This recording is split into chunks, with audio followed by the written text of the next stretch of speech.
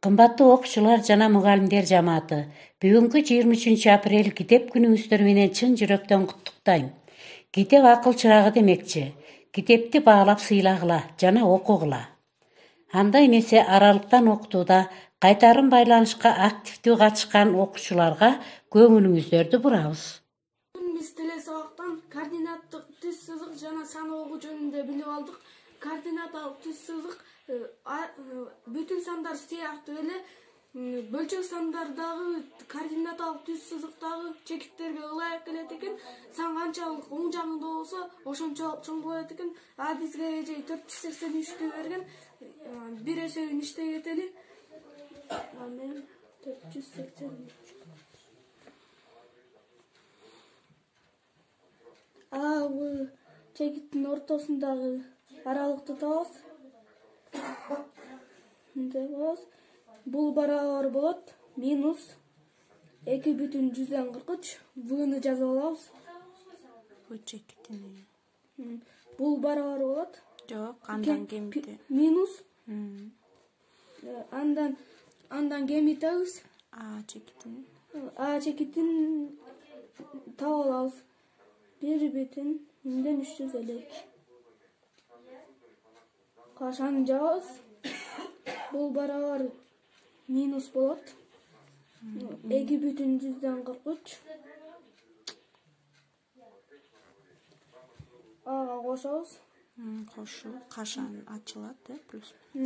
Каша ачылганда плюс менен өтөт. 1,352.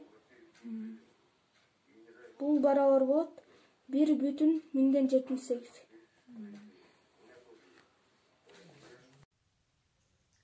Салмасбы, мен Абдыкалык Акылай.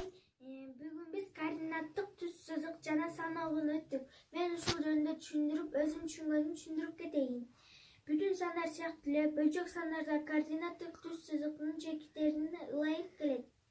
Бул көп жагдайларга токтоого жардам берет. Сан канчалык оң жакта болсо, ошончолук ал чоң болот.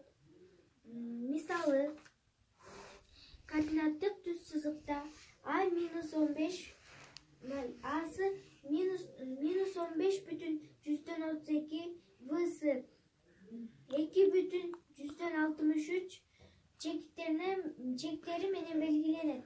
АВсы кесиндиси АВ деп белгиленет, Асы кесиндиси Асы деп белгиленет.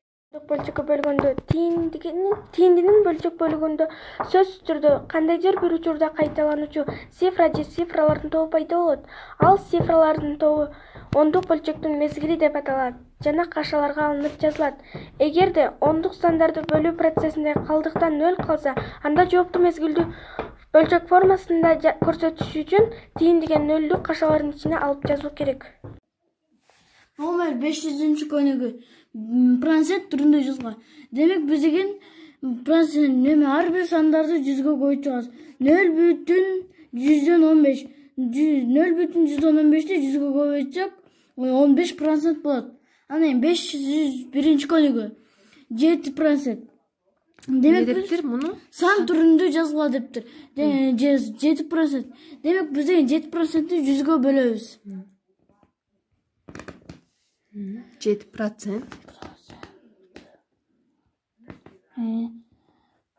100гө бөлөбүз. Bölü 7. 7 bölü 100 барабар. Канчадан тийип калат? 0,107.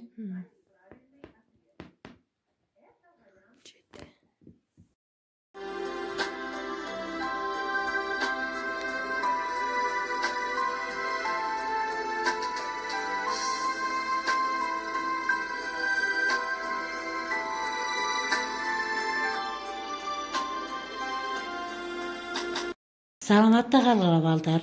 Бардыгыңарга окуудагы ийгиликтерди каалайм.